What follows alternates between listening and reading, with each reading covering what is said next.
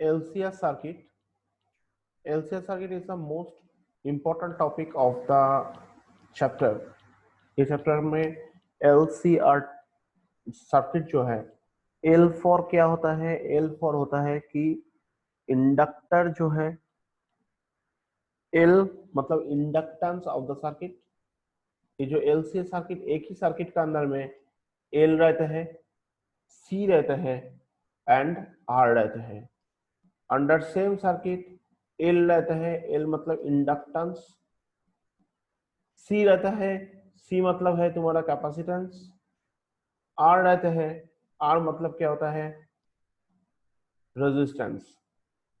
ठीक है, ये तीन जब एक ही सर्किट में जुड़ा होता है that is called LCR circuit, और जिससे वो वोल्टेज प्रोवाइड किया जाता है, इसमें अल्टरनेटिंग EMF प्रोवाइड किया जाता है। And all of you know, ये जो अल्टरनेटिंग EMF है, that value is fluctuating always. That value is always fluctuating. Epsilon is equal to epsilon naught sin omega t, right? अब कैसे करेगा देखो, L, R resistance, inductance L and capacitance C are connected in a series to a source of alternating EMF of epsilon naught sin omega t. इसका साथ connected है जो EMF, alternating EMF। अभी क्या होता है देखो,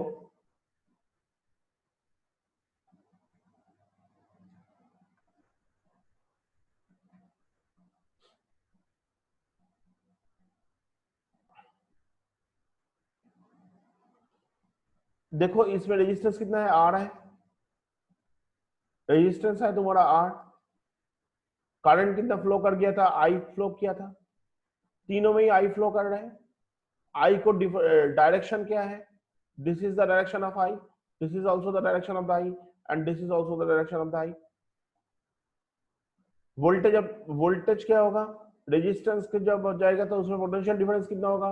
that is V suffix R। जो इंडक्टर में जो, दिस इज द इंडक्टर, इसमें वोल्टेज कितना होगा, मतलब पोटेंशियल डिफरेंस कितना होगा? V suffix L। और कैपेसिटेंस जो है उसमें कितना होगा? That is V suffix C। और रेजिस्टेंस का रजिस्टर जो लगा हुआ है उसका रेजिस्टेंस कितना है? R। इंडक्टर जो लगा हुआ है उसका इंडक्टेंस कितना है? That is XL। और जो कैपेसिटर लगा हुआ है उसका कैपेसिटेंस कितना है? That is XC।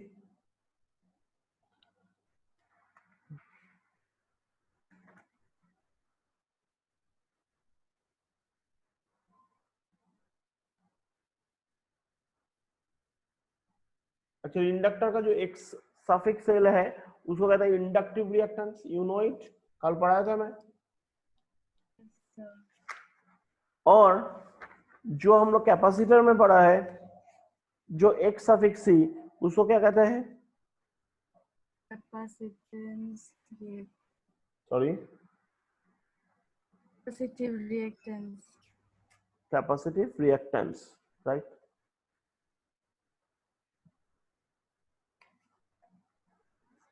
सो ये जो कैपेसिटिव रिएक्टेंस है,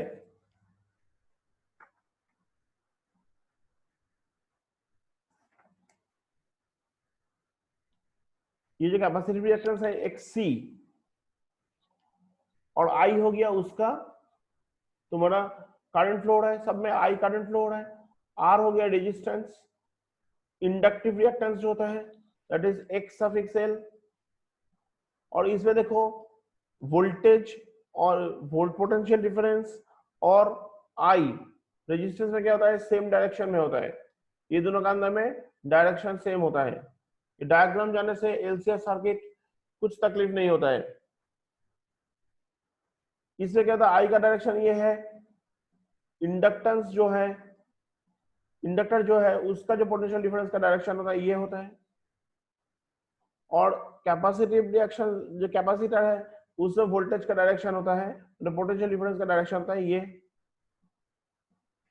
ये हो गया। तीन ठो डायरेक्शन बोल दिया और सर्किट के बारे में बोल दिया। Any problem on it?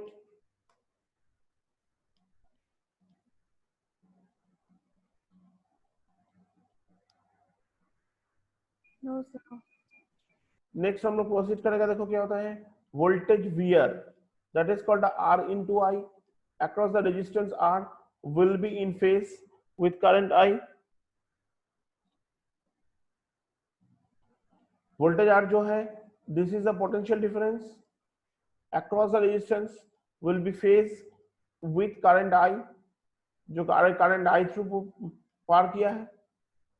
So phasors V R and I R on the same direction. ये जो फेज है इसमें क्या होता है, वी आर और आई सेम डायरेक्शन में है, जो ये फिगर में दिया हुआ है देखो। And the amplitude of the V R, amplitude of the V R मतलब मैग्नीट्यूड ही पकड़ो, तो वी नॉट आर, आर ऊपर में चला गया देखो, वी नॉट आर जो है इसका amplitude is equal to I not R, मतलब क्या होता है, हाईएस्ट वैल्यू होता है। पोटेंशियल डिफरेंस नॉट मतलब हो गया तुम्हारा highest value, in case of register उसका हाईएस्ट वैल्यू होता है V not R is equal to I not R. R का इशू क्लियर और नॉट, बताओ।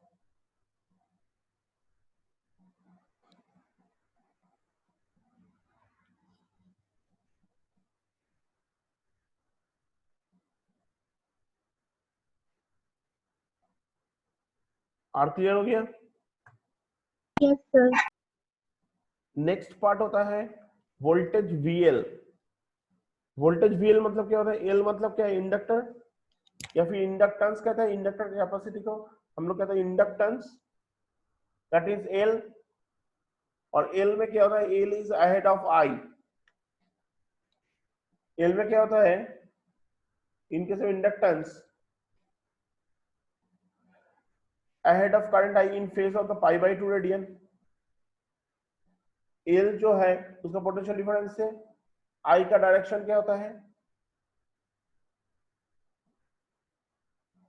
L is ahead of I by in phase of pi by 2 radian. ये direction देना मतलब ये अगर आई है पाई बाई 2 बार के भी एल हुआ है। अगर तो फेजर में जाओगे, फेजर में जो पॉइंटर है, पॉइंटर कैसे घूमता है, एंटी क्लॉकवाइज घूमता है।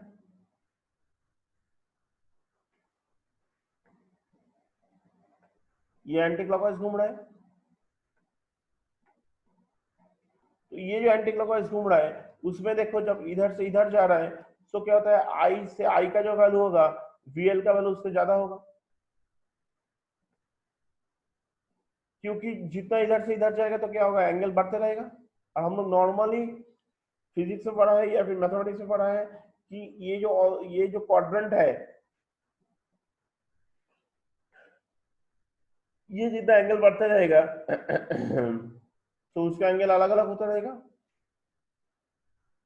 जो कि इधर से इधर का जितना एंगल है, तो दूसरा अगर एंगल बनाओगे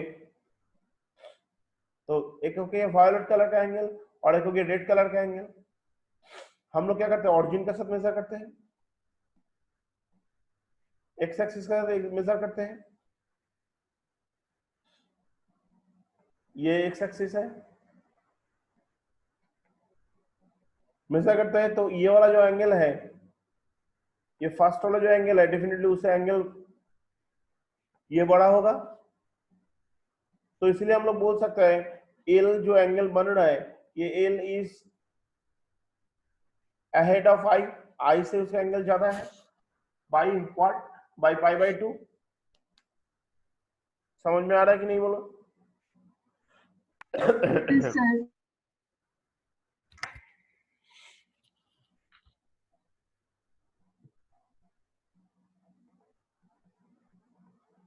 नेक्स्ट क्या होता है देखो, तो दैट मींस एम्पलीट्यूड क्या होगा वी आर का, V not R is equal to I not R. Next हो जाता है voltage, voltage V L is equal to X L into I. Voltage क्या होता है, वी एल मतलब इंडक्टेंस थ्रू जब करंट फ्लो होता है उसमें पोटेंशियल डिफरेंस क्या होता है, V L, and that is equal to X L into I. Across inductance L is ahead of current I in phase pi by 2 radian. So phasor lies pi by 2 radian anticlockwise, and phasor I, the phasor I is its amplitude will be V not L is equal to I not XL. कोई ohm's का type का ही formula है, V is equal to I R को use कर रहे हैं हम लोग, देखो इनडायरेक्टली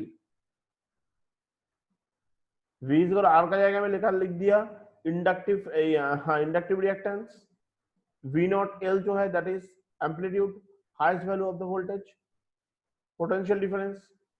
और हम लोग देखा है कि जो एल सर्किट है, एल सर्किट में क्या होता है, ये VL जो है ये इससे बड़ा होता है, VL नहीं है बेटर टू से, हाँ VL इससे बड़ा होता है। फेजर है, जितना तुम इधर एंगल बढ़ाते जाओगे उतना ही वैल्यू बढ़ते रहेगा,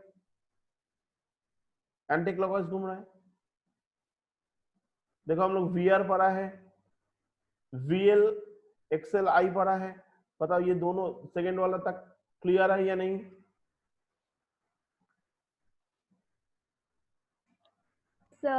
बोलो।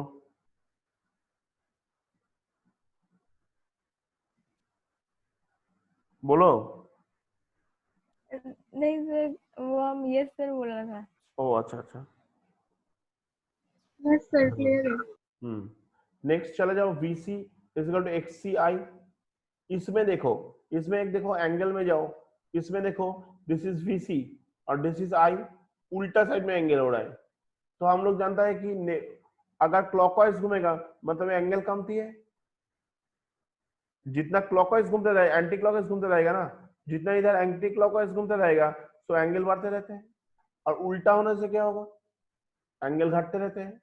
तो उसमें कैपेसिटेंस का डायरेक्शन देखो इधर, तो हम बोल सकते हैं कि I इज अहेड, इसमें L इज अहेड था, सेकंड में जो था उसमें क्या बोला है देखो, L is ahead of I, L आगे है क्योंकि वो एंगल ज्यादा है इसीलिए उसका वैल्यू ज्यादा होगा। बट इसमें क्या होगा, I इज अहेड क्योंकि देखो ये तो नेगेटिव एंगल में चला गया ना, सो दैट्स व्हाई ये अभी I इज अहेड होगा देन C। देखो क्या लिखा हुआ है, capital C lags behind the current I, simple बात है, लैग्स बिहाइंड अगर हो जाएगा बाई कितना है, फेज कितना है, पाई बाई 2 एंगल पर। So phasor VC lies pi by 2 clockwise, phasor VC जो है वो लाई करते हैं कितना, pi by 2 clockwise with respect to phasor I, that means its amplitude is V naught C is equal to I naught into XC, its amplitude is V naught C is equal to I naught XC हो गया।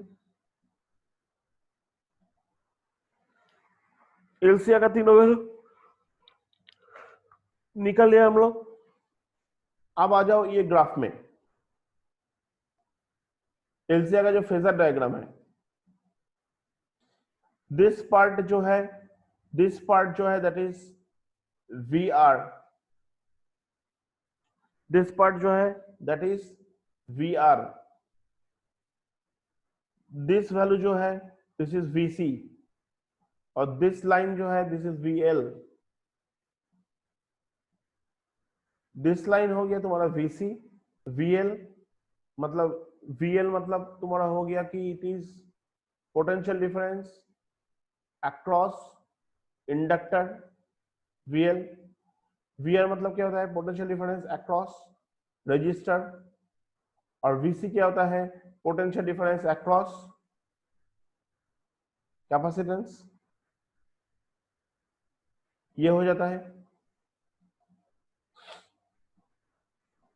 तो अगर ये होगा, अभी देखो VL का जो एंगल है VC से बड़ा, VC का एंगल कौन सा है,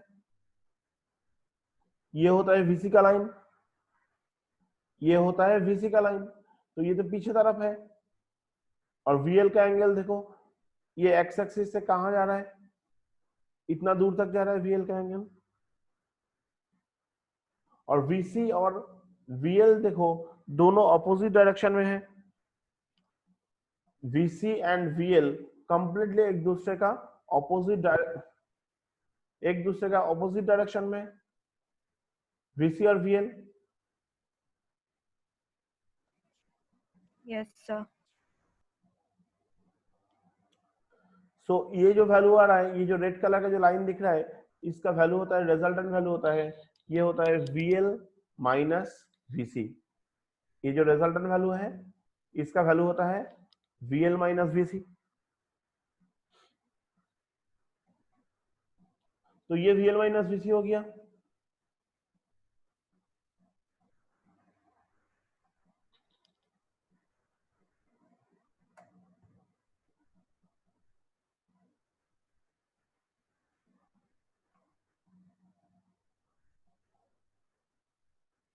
सो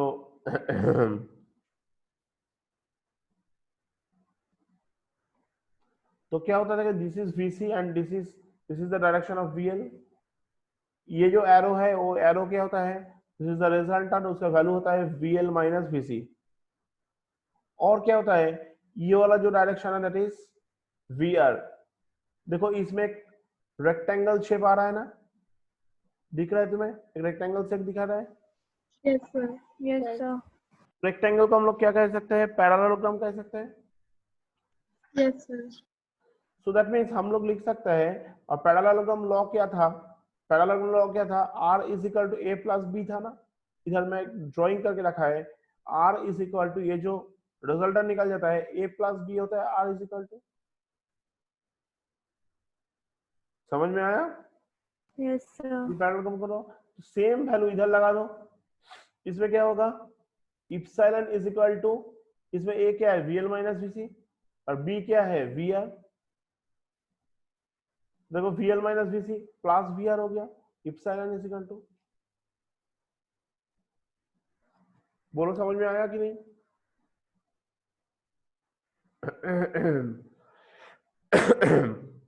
This is parallelogram law. This is resultant. Epsilon is the resultant. Diagonal resultant होता है, और that is equal to VR plus VL minus VC, जैसे हम लोग parallelogram law सीखा था क्लास 11 पे। This is epsilon। बोलो क्लियर है कि नहीं? Yes, sir. Yes, sir. अभी रिजल्टेंट ऑफ जो हम लोग इधर लिखा है वही इन वर्ड लिखा हुआ है, because the resultant of the VR and VL minus VC must be equal to the epsilon। हाँ वही तो है।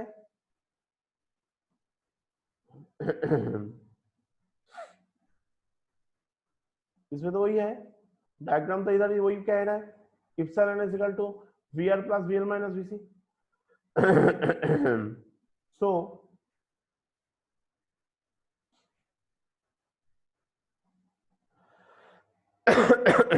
Sorry, by the diagonal of the parallelogram हम लोग जानते ही हैं। अभी पाइथागोरस थ्योरम लगाओ। पाइथागोरस थ्योरम कहां पर लगाओगे?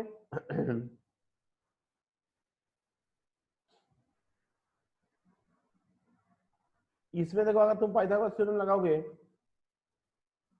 ये ट्रायंगल ले लो, वो ध्यान से देखो कौन सा ट्रायंगल का बात कर रहे हैं, this this and this part epsilon वाला पार्ट। ये जो लाइन है, ये जो लाइन है, ये लाइन मतलब कौन सा वाला होगा, VL माइनस VC होगा ना। पैरेललोग्राम है तो ऑपोजिट साइड्स इक्वल है, this is equal to this. और ये तो VR है, तो अगर पाइथागोरस लगाओगे क्या होता है, epsilon square is equal to VR square plus VL minus VC square. समझ में आ रहा है Pythagoras? Yes, sir. Yes, sir. किसी का तकलीफ है?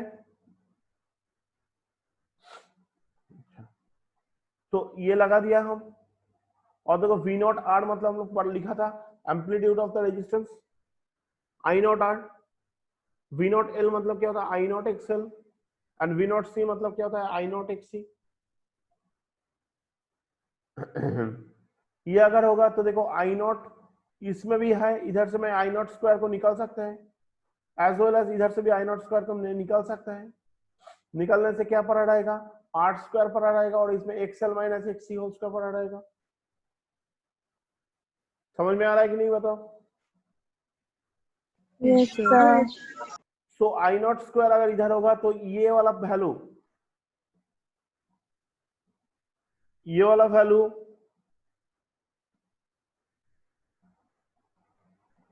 अगर तुम इसको इसका नीचे लेके जाओगे तो क्या बनता है? I nought square is equal to ये वाला वैल्यू, ये स्क्वायर रूट तो नहीं रहेगा और इसमें स्क्वायर रहेगा।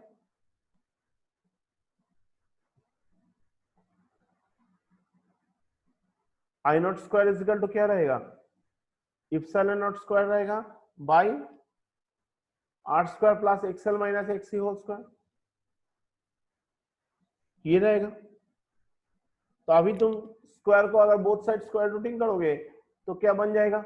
I not is equal to epsilon not by square root of R square plus XL minus XC. बोलो समझ में आ रहा है कि नहीं आ रहा है? Any doubt?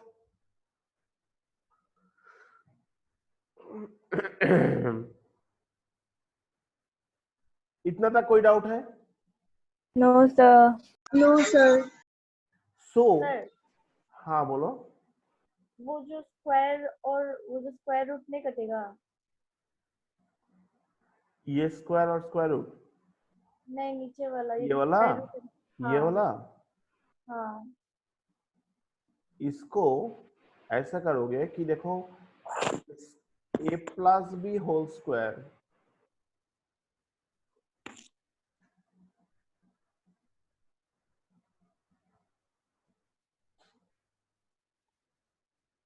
उसका माथा में तुम अगर स्क्वायर रूट चपाओगे तो वो निकाल के आ जाता है a प्लस बी, हाँ राइट? लेकिन ए स्क्वायर प्लस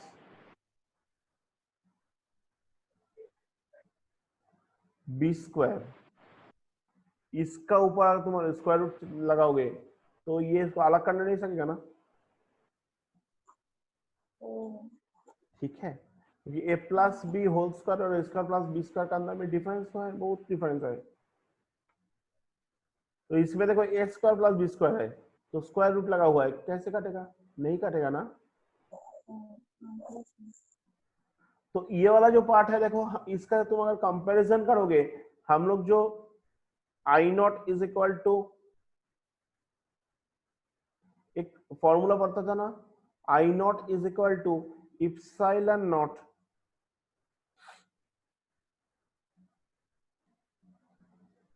बाई आर। तो ये आर ही तो इधर है and this is called the effective resistance of the LCR circuit। मतलब वही है जो सर्किट है LCR सर्किट, मतलब एक ही सर्किट में इंडक्टर लगा हुआ है, एक ही सर्किट में रेजिस्टेंस लगा हुआ है, as well as same circuit में कैपेसिटर भी लगा हुआ है। तो अल्टीमेटली रिजल्टेंट रेजिस्टेंस कितना होगा? That is the value.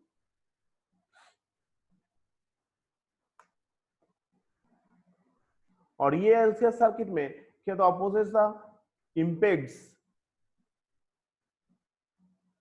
इम्पेड्स मतलब अपोज करना, the flow of current through it, and this is called a impedance.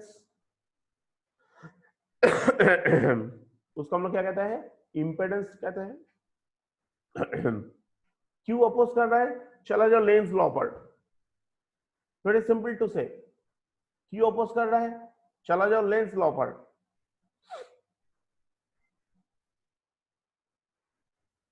Lenz law क्या बोला था?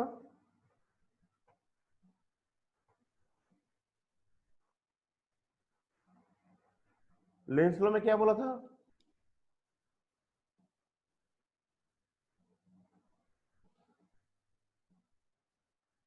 बताओ क्या बोला था लेंस लॉ? इंड्यूस करंट जो अपोज करता है कॉस का correct direction. Correct.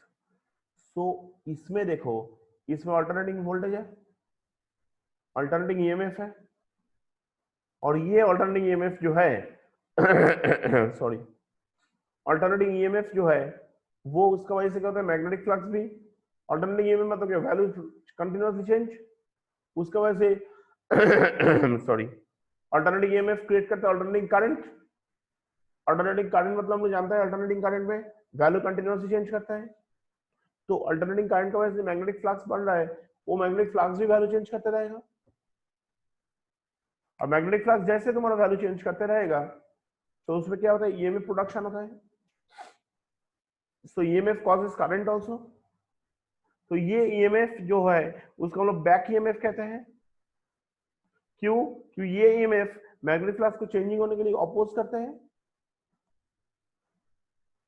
Magnetic changing को अपोज करता है मतलब इनडायरेक्टली हम लोग ये भी कह सकते हैं जो अल्टरनेटिंग करंट फ्लो होता है उसको रुकाता है।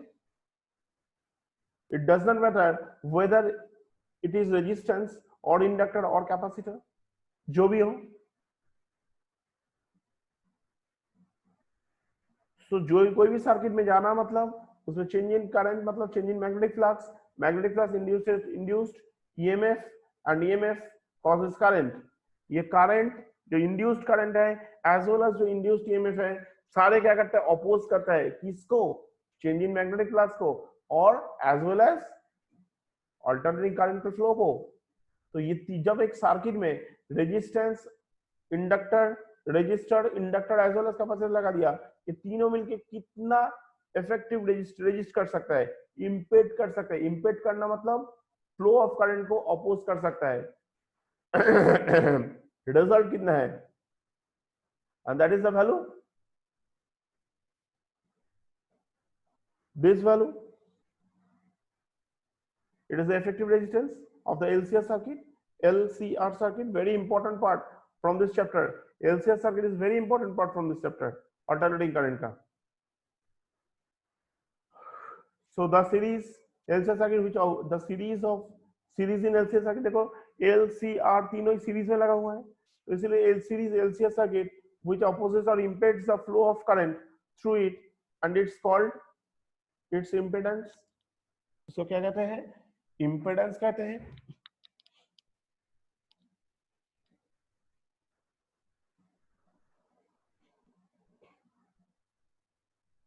And SI unit of impedance क्या होता है, वो भी तो इनडायरेक्टली इसका ही काम कर रहा है ना, रेजिस्टेंस का काम ही तो कर रहा है, इसलिए उसको किससे मेजर किया जाता है, ओम ओम से मेजर किया जाता है। और इम्पेडेंस का हम लोग किससे डिनोट करता है, दैट इज जेड से डिनोट करते हैं। तो जेड इज इक्वल टू हम लोग क्या लिख सकते हैं, this value square root of R square plus XL minus XC whole square.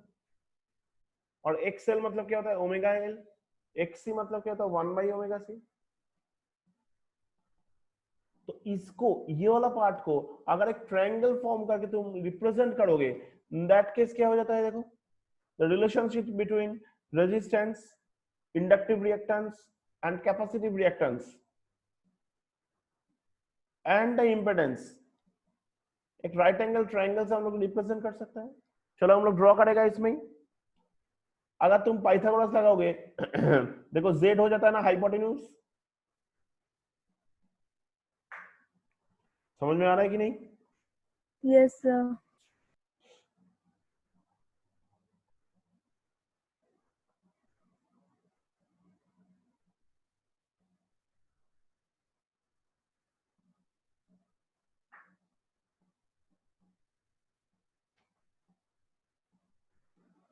तो क्या हो जाता है, देखो जेड हो जाएगा तुम्हारा hypotenuse, definitely undoubtedly.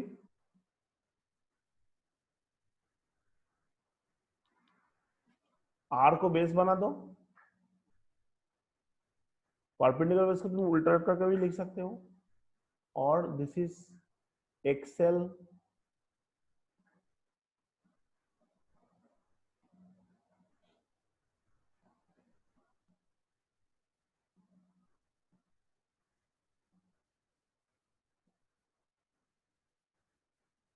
Minus XC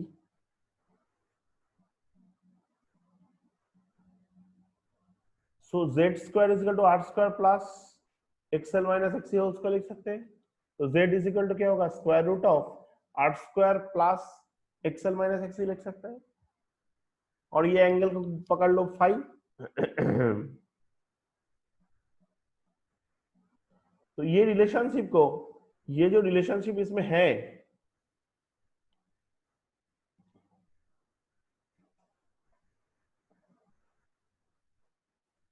ये रिलेशनशिप को हम लोग एक ट्रायंगल से रिप्रेजेंट कर सकते हैं.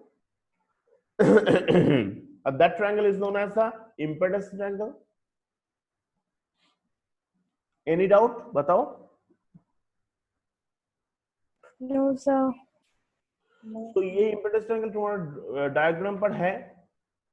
impedance triangle जो है तुम्हारा किताब में है डेफिनेटली. वो कैसे देखो.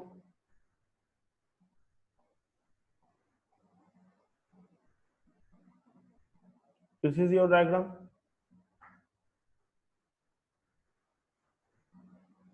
देखो ये डायग्राम को ये करके देखो. सेम ही ड्रॉ किया है.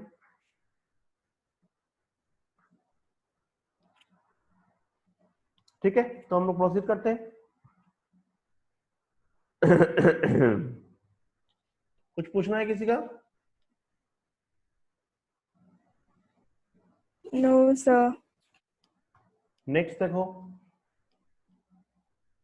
ससेप्टेंस. What is susceptance? ये हो गया तुम्हारा एलसीएस सर्किट का लॉजिक. बता दिया मैं. वेरी इंपॉर्टेंट क्वेश्चन ये चैप्टर का. तो क्या होता है ससेप्टेंस? क्या होता है देखो कि the reciprocal of the reactance of N AC circuit is called susceptance. The reciprocal of reactance का ऑपोजिट को हम लोग कहते हैं ससेप्टेंस. इसीलिए हम लोग क्या करते हैं, रिएक्टेंस जो होता है जो भी देखो, हम लोग एक चीज देखो, कैपेसिटिव रिएक्टेंस या फिर तुम्हारा इंडक्टिव रिएक्टेंस, सबको हम लोग किससे डिनोट करता है? ओम से यूनिट मेजर करता है. उसको मेजर करता है क्या? ओम से करता है ना. ये देखो तुम किताब पेज पलटी करके देखो, दिखाई देगा कि हम लोग इंडक्टिव या कैपेसिटिव रिएक्टेंस का हम लोग ओम से करते हैं. तो इसमें क्या बोला? Reciprocal of the reactance of N AC circuit, उसको हम लोग ससेप्टेंस कहते हैं. तो जिसको अगर रेसिप्रोकल हो जाएगा तो ओम इनवर्स हो जाएगा, मतलब 1/ओम. उसको हम लोग मो भी लिखता है. एडमिटेंस क्या होता है? Reciprocal of the impedance. ये जो इंपेडेंस हम लोग बोला है उसका ऑपोजिट को हम लोग क्या कहते हैं? एडमिटेंस कहते हैं. उसका यूनिट क्या है? Ohm inverse. That is called मो.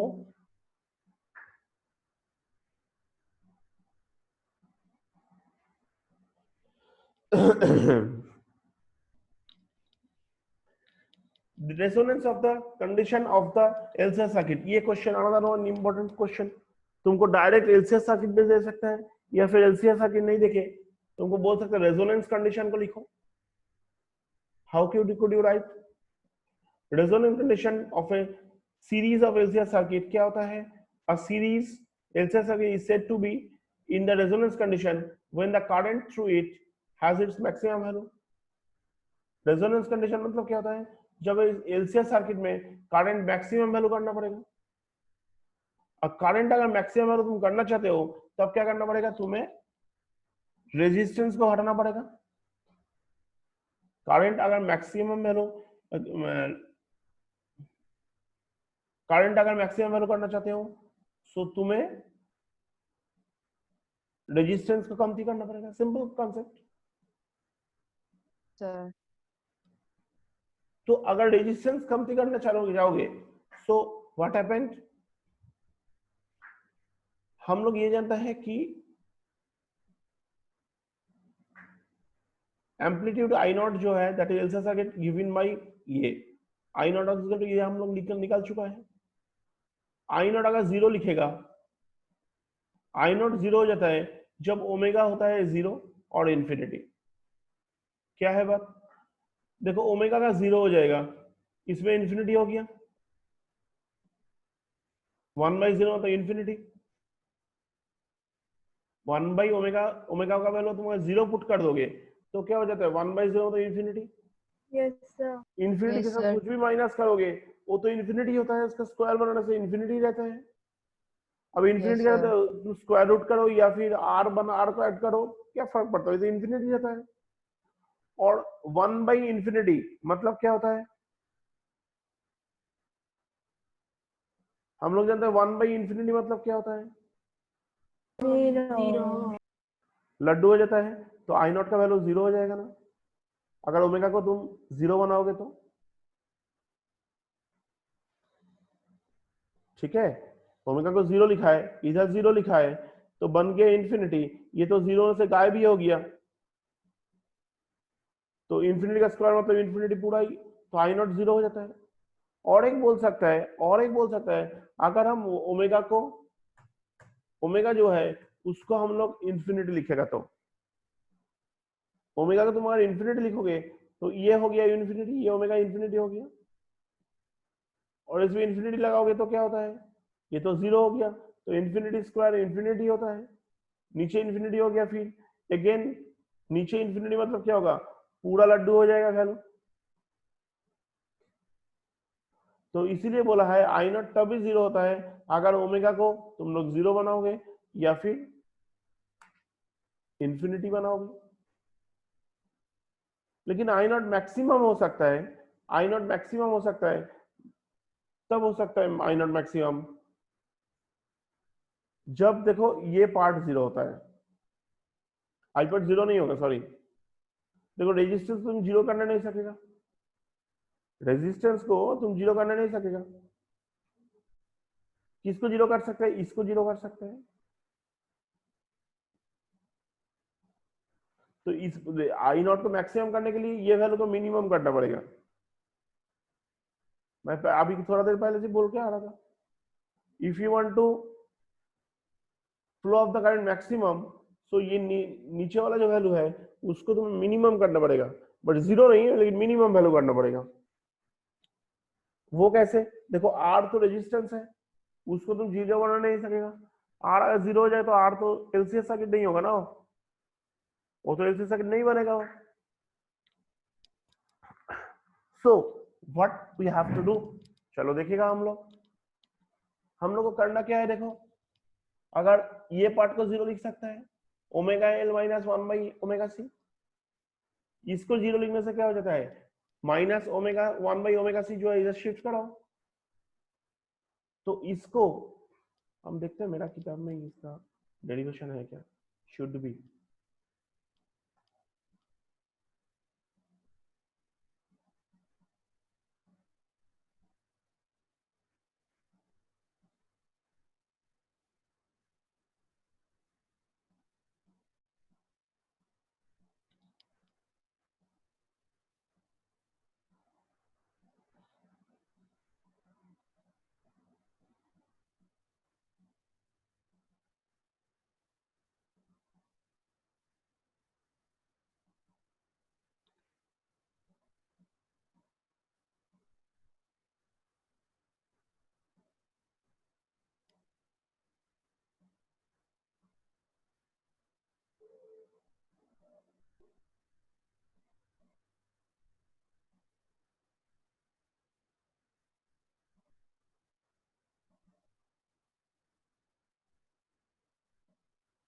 ये देखो रेजोनेंस कंडीशन,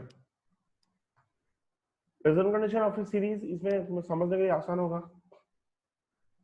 लेकिन वही मैं बोला है, ये जो है ये डेरिवेशन जब भी पढ़ना शुरू करोगे पास में ऐसा लड़ा खुल के पढ़ो, तो ओमेगा एल माइनस 1/ओमेगा सी, इसको शिफ्ट करो तो माइनस 1/ओमेगा सी हो गया। अब क्या था कि ये ओमेगा को तुम अगर इधर से इधर लेके जाओगे, बनता क्या है, ओमेगा स्क्वायर बनता है, और ये एल को क्या करेगा, इधर से इधर लेके जाओगे तो क्या होगा, एल सी होता है, तो ओमेगा स्क्वायर इजिकल टू क्या होता है, एल सी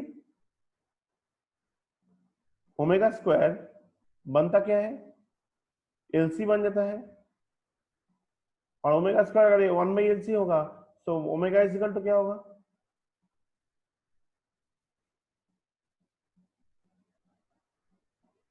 1/एल सी बन जाता है,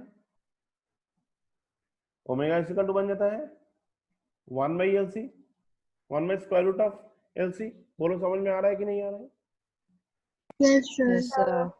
Yes, sir.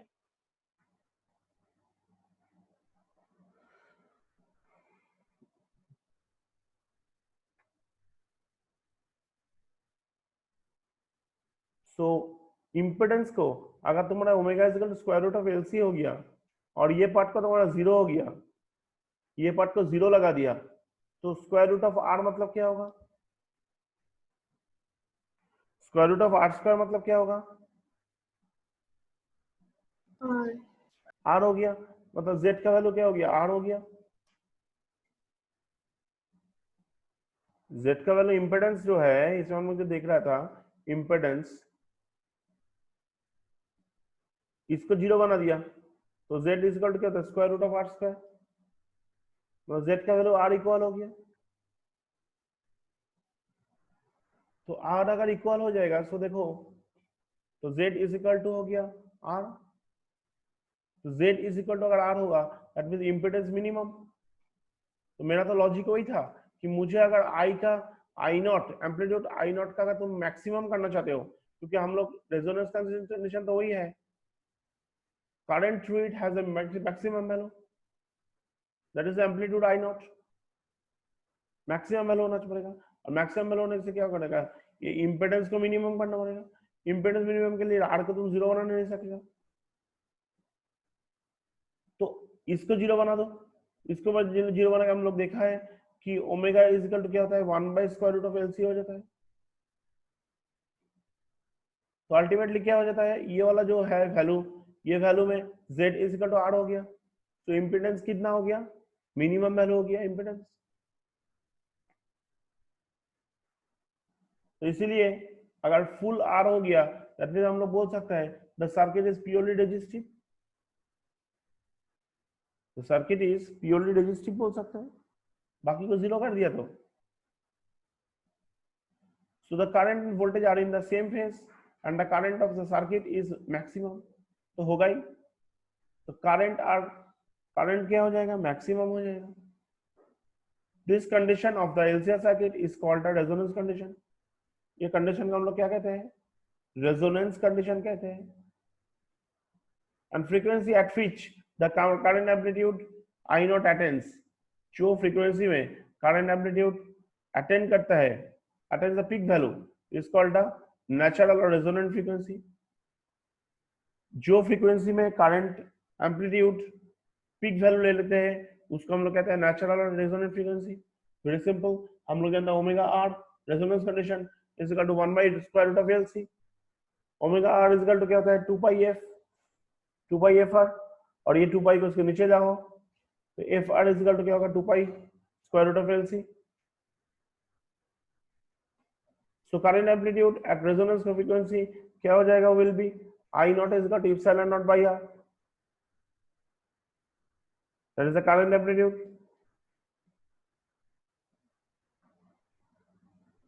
क्लियर है?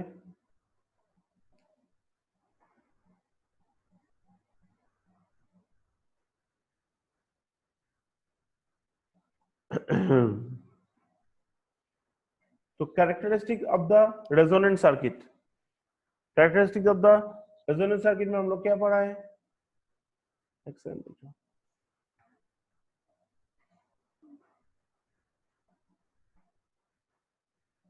थोड़ा एक दो पॉइंट इसे पढ़ने से हो गया, इतना ज्यादा तो नहीं आता है। 1-2 मार्क्स का आता, 1 मार्क्स का ऐसा कुछ आता है, नहीं आता है, उतना इंपॉर्टेंट कुछ नहीं है। कैरेक्टरिस्टिक्स ऑफ रेजोनेंट सर्किट क्या होता है? Resonance occurs in a series LCR circuit when XL is equal to XC. Yes, it is होता ही है, क्योंकि देखो ओमेगा एल माइनस 1/ओमेगा सी जब होगा, मतलब क्या होता है? इसको इधर लेके जाओगे तो omega L is equal to 1/ओमेगा सी होगा, और ओमेगा एल मतलब क्या होगा? एक्सएल होता है, और ओमेगा सी 1/ओमेगा सी मतलब क्या होता है? एक्ससी होता है। तो रेजोनेंस सब होता है जब XL is equal to XC होता है। बोलो समझ में आया कि नहीं? Yes, sir.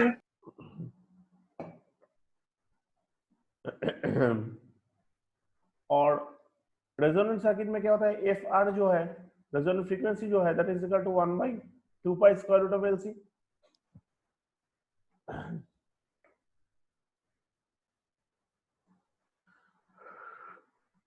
सो एक दो तो फैक्टर पढ़ सकते हैं। Impedance is minimum, and purely resistive होता है डेफिनेटली। रेजोनेंस सर्किट हम लोग पढ़ के आया, इस वक्त इम्पीडेंस मिनिमम होगा ही। इम्पीडेंस मिनिमम अगर नहीं रहेगा तो करंट हाईएस्ट लेवल में फ्लो नहीं करेगा, तो इसलिए सर्किट क्या हो जाता है प्योरली रेजिस्टिव। हम लोग मैथमेटिकल कैलकुलेशन करके दिखाया, Z is equal to R।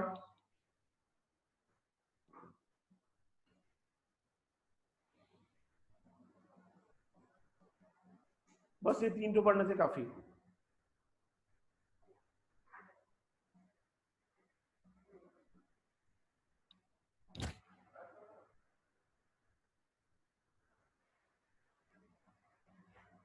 Next हम लोग जाते हैं Q फैक्टर,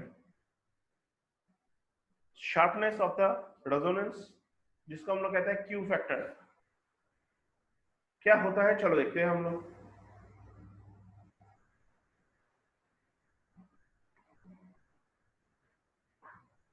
सर हाँ बोलो।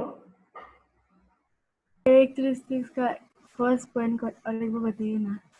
रेजोनेंस का ये कैरेक्टरिस्टिक्स का हाँ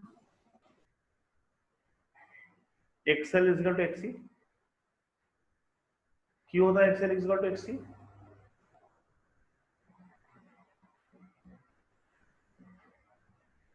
रेजोनेंस सर्किट में क्या करना पड़ता है, हाईएस्ट फ्लो करना पड़ता है करंट को, या आई नॉट को हाईएस्ट करना पड़ेगा। हाँ हाईएस्ट करने के लिए ये वैल्यू को मिनिमम करना पड़ेगा। हाँ ये वैल्यू को मिनिमम करने के लिए तुम आर का वैल्यू तो जीरो करना नहीं सकेगा ना, तो इसको जीरो करोगे। ये वैल्यू जीरो मतलब क्या होगा, X omega L minus 1 by omega C. और ओमेगा एल मतलब क्या है, एक्स सफिक्स एल, और 1 बाई ओमेगा सी मतलब क्या होगा, एक्स सफिक्स सी, है कि नहीं बोलो। हाँ ओमेगा एल मतलब एक्स सफिक्स एल और ओमेगा सी मतलब X suffix C. X L minus X C is equal to zero होगा, तो X L is equal to X C होगा ना। हाँ नहीं, हाँ हाँ बोलो बोलो। ओमेगा एल मतलब क्या है, एक्स सफिक्स एल ना, इंडक्टिव रिएक्टेंस। हाँ और 1 बाई ओमेगा सी मतलब X suffix C, that is inductive capacitive reactance. ये दोनों का माइनस अगर जीरो होगा मतलब क्या होगा, दोनों इक्वल हो जाएगा। हाँ क्लियर है। Yes sir. Anybody has anything to ask?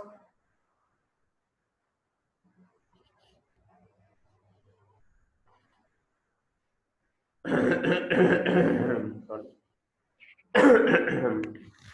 Sharpness of resonance. Resonance में sharpness लेके काम करेगा हम लोग।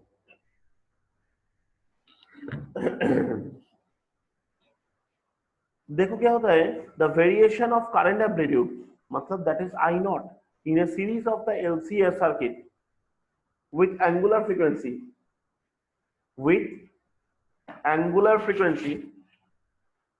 the variation of current amplitude I naught in a series LCR circuit with angular frequency omega for 3 different values of R।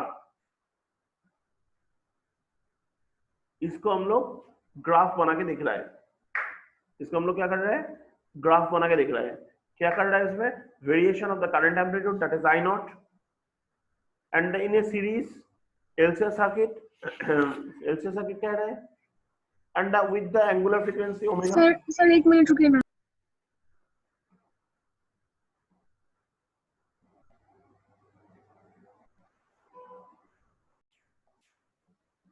हम लोग जो graph drawing कर रहे हैं उसमें क्या कर रहे हैं, variation of current amplitude I not का वेरिएशन कर रहा है।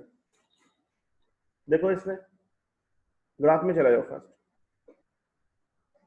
हम लोग जो बना रहा है इसमें देखो आई नॉट जो है आई नॉट का वेरिएशन कर रहा है, इधर से उठ के इधर नाम है।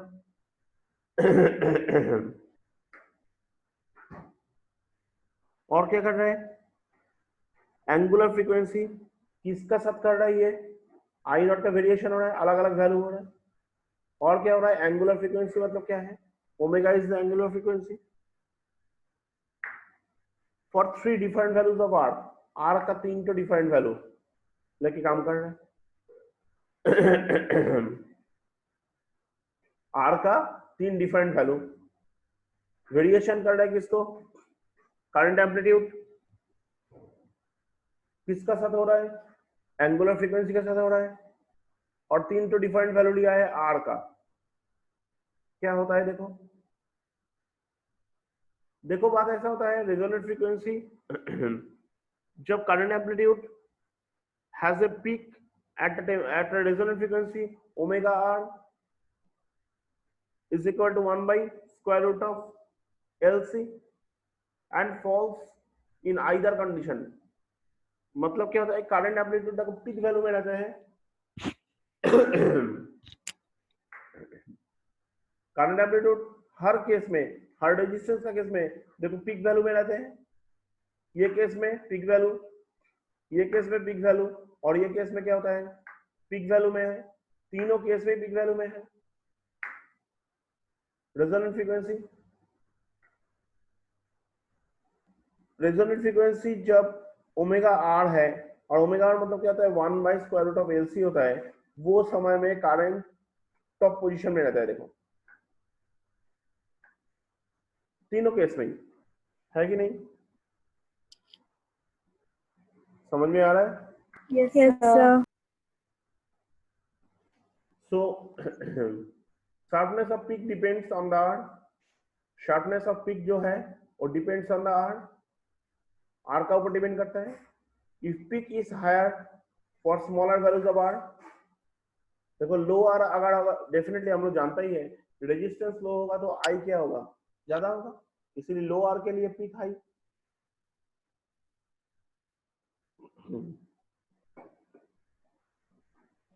तो अगर हाई आर होगा तो पीक क्या होगा, अगर आर हाई है, रेजिस्टेंस हाई है, तो आई का वैल्यू कम।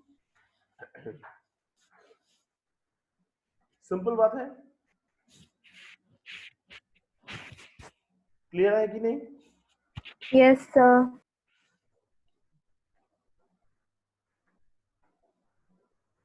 तो क्यू फैक्टर किसको कहते हैं हम लोग क्यू फैक्टर कहते हैं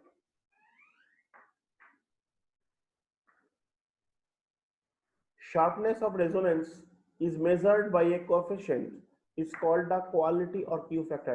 क्वेश्चन आता है ये line, what is Q factor, क्या लिखेगा, the sharpness of resonance is measured by a coefficient, जो कोएफिशिएंट से sharpness of the coefficient, sharpness of resonance measure किया जाता है, रेजोनेंस का शार्पनेस मेजर किया जाता है, उसको हम लोग कहते हैं Q factor.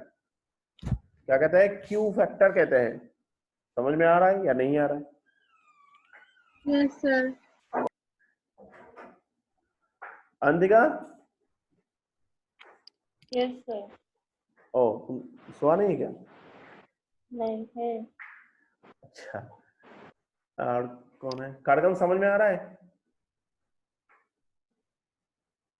Yes, sir. Okay.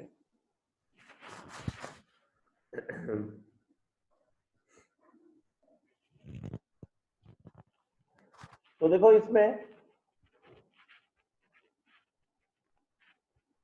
Q factor of a series resonant circuit को हम लोग क्या कहते हैं, क्यू फैक्टर ऑफ ए, तो हम लोग क्यू फैक्टर क्या कर रहे हैं इसमें, कोएफिशिएंट, इसमें देखो क्यू फैक्टर क्या बोला है कि शार्पनेस ऑफ रेजोनेंस, मतलब रेजोनेंस का जो शार्पनेस, रेजोनेंस मतलब क्या होता है, जब हाईएस्ट वैल्यू ऑफ आई, उसको रेजोनेंस कहते हैं, resonance condition.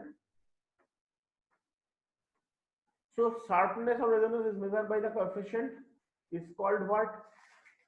Quality of Q factor।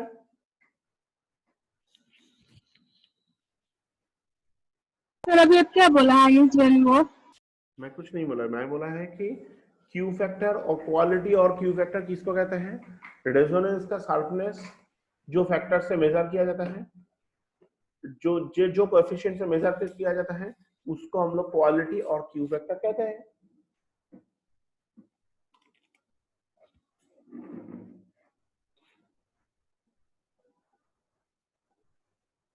Right,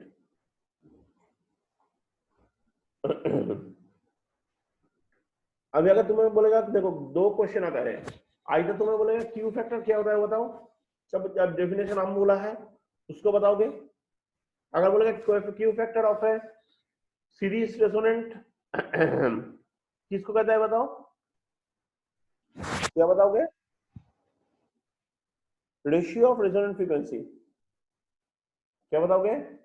ratio of resonant frequency to the difference in two frequencies, ratio of the resonance frequency to the difference in two frequencies taken on both sides of the frequency, taken on both sides of the resonance frequency such that at each frequency the current amplitude becomes 1 by root 2 times of the value of the resonant frequency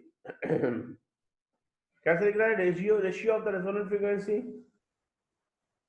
to the difference of two frequencies taken on both sides of the resonant frequency such that at each frequency the current amplitude becomes the 1 by root 2 times of the value of resonance frequency। चलो क्या होता है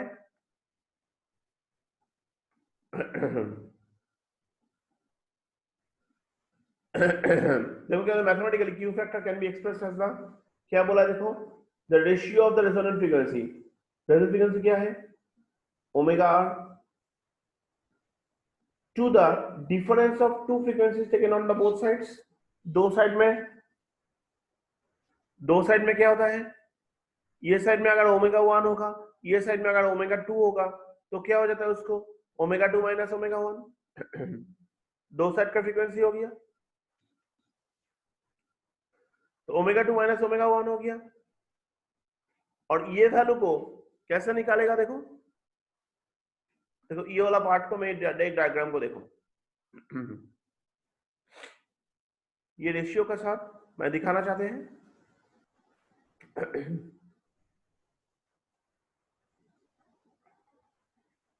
ये होता है peak value, right, this is the peak value है, that is omega are. और इसका जो डाउन है, ये वाला दो थोड़ी फ्रीक्वेंसी दो साइड में लो, ओमेगा 1 लो और ओमेगा आर लो, एक साइड में ओमेगा आर लोगे और एक साइड में ओमेगा 1 लो, ओमेगा 2 लो, एक साइड में ओमेगा 1 लो, बीच में ओमेगा आर।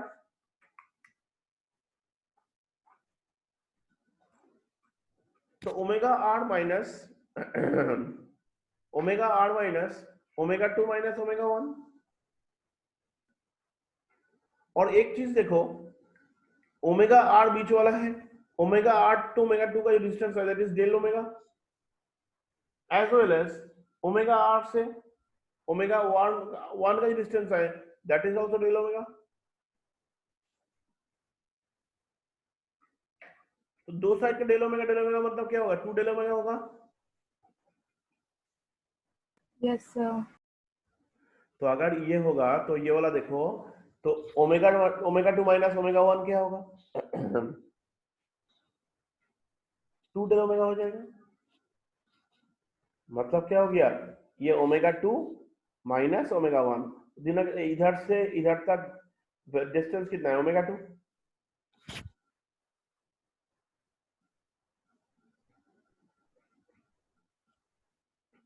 Yes sir. इधर से इधर का डिस्टेंस होता है ओमेगा 2 और इधर से इधर का डिस्टेंस कितना है, दैट इज ओमेगा 1। तो तुम अगर ओमेगा 2 माइनस ओमेगा 1 मेजर कर रहे हैं तो that means this value,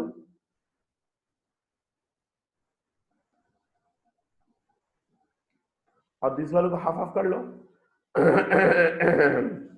this is del omega and this is del omega, this is del omega और दिस इज डेल ओमेगा, तो दोनों मिलकर क्या होता है, 2 डेल ओमेगा होता है ना। समझ में आ रहा है? Yes sir. सो इसको अगर होगा सो दैट मीन्स हम लोग क्या लिख सकते हैं, ओमेगा 2 माइनस ओमेगा 1 का हम लोग 2 डेल ओमेगा लिख सकते हैं, and that is called a bandwidth. ऊपर में क्या है, रेजोनेंस फ्रीक्वेंसी। तो इसमें देखो क्या बोला है कि Q factor of the series resonance circuit is defined as the ratio of resonance frequency, देखो omega R to the difference in two frequencies taken on both sides. Omega 2 minus omega 1 का यानी ओमेगा 2 और omega 1 का difference,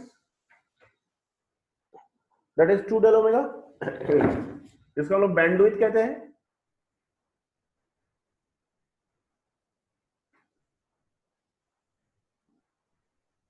और omega 2 और omega 1 जो है frequency at which the current falls 1/√2 times of the resonant value, वो कैसे, चलो देख लेते हैं। ये जो गैप है ना,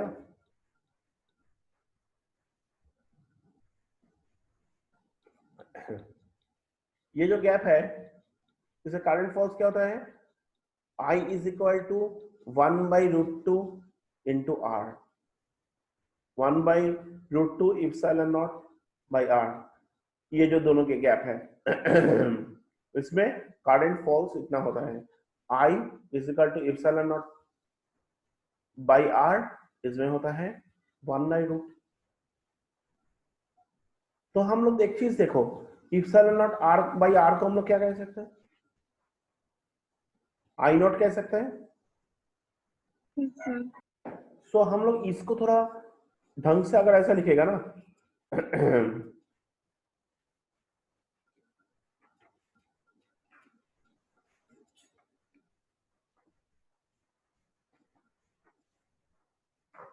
ये पार्ट को ऐसे लिख सकते हैं हम लोग, 1/√2 इंटू आई नॉट, लिख सकते हैं हम लोग। Yes, sir.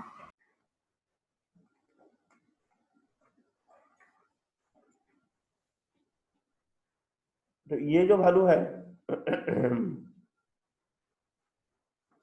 इतना तक आई का वैल्यू कितना होगा, 1/√2 times of I not, sorry. और ये हो गया हाईएस्ट पोजीशन, ये पोजीशन मतलब आई नॉट पोजीशन, और ये पोजीशन मतलब क्या होगा, 1/√2 times of I not.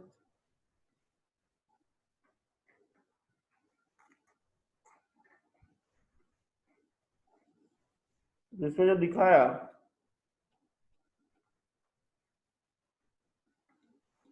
Definition में आ जाओ, current amplitude becomes 1/√2 times of the value of the resonant frequency. Current amplitude becomes 1/√2 times of the resonant frequency. High condition में जाना मतलब रेजोनेंट फ्रीक्वेंसी, जो करंट एम्पलीट्यूड है वो रेजोनेंट फ्रीक्वेंसी का 1/√2 times होता है। अभी डेफिनेशन क्लियर और नॉट बताओ, बताओ किसका डाउट है।